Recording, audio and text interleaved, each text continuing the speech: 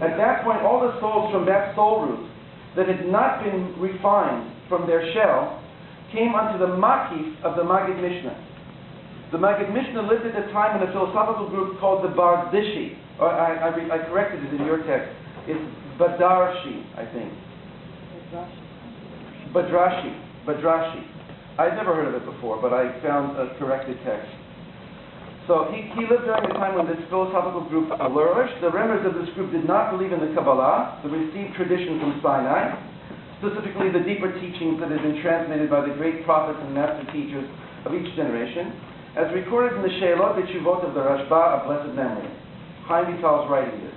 As a result of this sin, of not believing in Chokhmat HaKabbalah, because he had joined this group and was influenced by their beliefs, the Chitzonim, the external forces, were given an opening to try to deceive him. They took my soul, and the day is in quotation marks, because really God is behind all this. But the external forces, have to exist with a sense of that they can do whatever they want. It's a kind of a blind spot that they have. They took my soul, which had been in the Imker Klipot for ages, from the time of Cain, and brought it into Ibor, which it means pregnancy literally, but means that they brought it onto the Makif, into the surrounding light of the Maggid Mishnah. So I could, so to speak, whisper into the Maggid Mishnah's ears and give him messages, and he'd think it would be his own mind. And this was because he created an opening for us to put a negative force into his life, a negative psychic force into his life as a result of the belief system that he was adopting. There's principles here, but I don't want to develop anything unnecessarily at this moment. This was the first time my soul had ever been taken out of the shell since Adam. Again, I clarify something here in the non-bolded. Rav Chaim says that they took his soul and brought it into Ibor, into the Makif of the Maggid Mishnah. Later he says that Hashem took his soul. This is part of the drama. It must seem as if the forces of evil have some autonomy, as I said. In the end, it'll be revealed that they, or it, are completely parasitic with no life or energy or existence of their own. The point is also clarified more explicitly in the sister text in Sefer HaGilgalim, which I bring here in the book, but I didn't give to you. So the drama unfolds that he's now been put onto the Makif to whisper into the ear of the Maggid Mishnah as a result of an opening that the Maggid Mishnah has made in his philosophical beliefs. I'm supposed to be on a job, on a mission, given to me by the external forces to bring the Maggid Mishnah down. Because they need souls. Literally, Lord of the Souls type stuff, right? This is the best way to understand it for the moment. Is they need fodder. They need energy. Because they don't have any of their own. So I'm sent there, he says, in order to deceive and to bring the Maggid Mishnah down. But I fooled them. Because having been there in the shell such a long time, they felt that I was one of them and could be trusted to do their work. They therefore decided to place me and a number of other souls in the Makif of the Maggid Mishnah, i.e. in his subconscious, so that I could influence his thoughts, cause him to fall, and subsequently bring his soul down into the shell. They were allowed to do this, i.e. to have entry into his psyche, for he had fallen into this mistaken idea. As a result of it, an opening was made, right? And my job was to deceive him and cause his soul to descend into the shell. However, being that my soul is from a very exalted place in Adam, from the same soul root as Rebbe Akiva, again, things that the Ari told him. And because the Maggid Mishnah shared the same soul root with me, we worked together, and on the contrary, he overcame the negative influence of the shell. I thus remained in his Makif until his death. As stated, this was the first time I had been taken out of the Klipot. And then, since then, he had not been born, but now he's been born as Chaim Vital, the first time as a full-fledged human being, and he's now being told by the Ari that I was in Egypt, the Ari said, for 7 years I lived by the Nile in a hut. I hardly spoke to anybody. I had the revelation of Elijah. All these things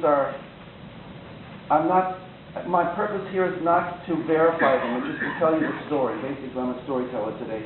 There's no way to do justice to all the details here. I write about it, what it means, the revelation of Elijah. I write about it, what it means for the Ari and what it means for us. Because none of this stuff means anything unless it has something to do with you and me, okay? I really hold that.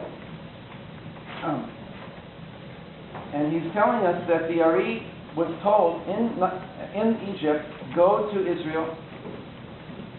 You will find there a student, Chaim Vital, which means life, Chaim Vital. And the whole purpose for which you were born was to teach this man.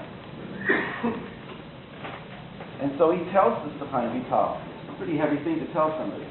And he tells Chaim Vital all of his reincarnation, or to say all of the various different Gilgulim of his soul, whether it was literally reincarnation or into some kind of, unconscious, subconscious state in somebody else's soul.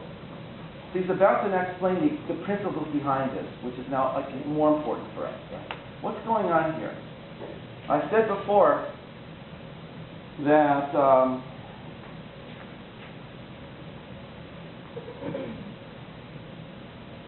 that in the end it will come out that it was really for the good.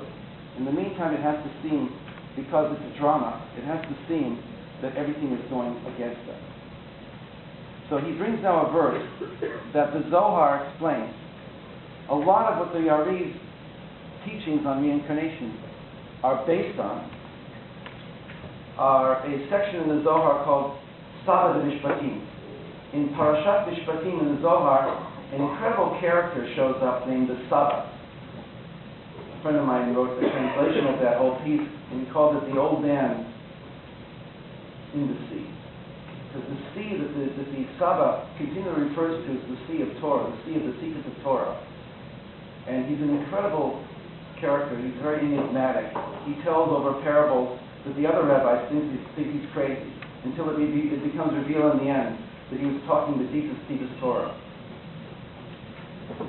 So from that section in the Zohar, he brings a verse in Kohelet, which we're going to read now. And what the Ari is going to say, or what Chaim Vital is going to say, is based on that Zohar. To understand this, the bottom of 93. To understand this, I will now reveal to you the meaning of the verse, Et asher shalat ha'adam be'adam l'ralo. There is a time when the man subjugates the man to do him evil, to do him harm. Et asher shalat ha'adam be'adam. There is a time when one man dominates over another man, and it's l'ralo, to do him evil. Top of 94. So what the Zohar reveals is, in addition to its literal meaning, to do him harm, the key phrase at the conclusion of the verse, l'ralo, also means to his own undoing. L'ra lo, not l'ra lo, not to do him evil, but to his own undoing, to his own detriment. That is, that the harm that ultimately the evil man wishes to inflict on the good man in order to suck his energy will rebound. The evil will rebound back against the evil man, and will be shown in the end to have been to his own undoing, to his own detriment. So there has to be this dramatic factor here, is that the evil man has to think that he's winning, but as he's doing what he's doing, he's losing. So that's basically that's the idea we're going to take till the end here. I forgot I need to know exactly how much time we have on. 5 minutes? Oh, 30.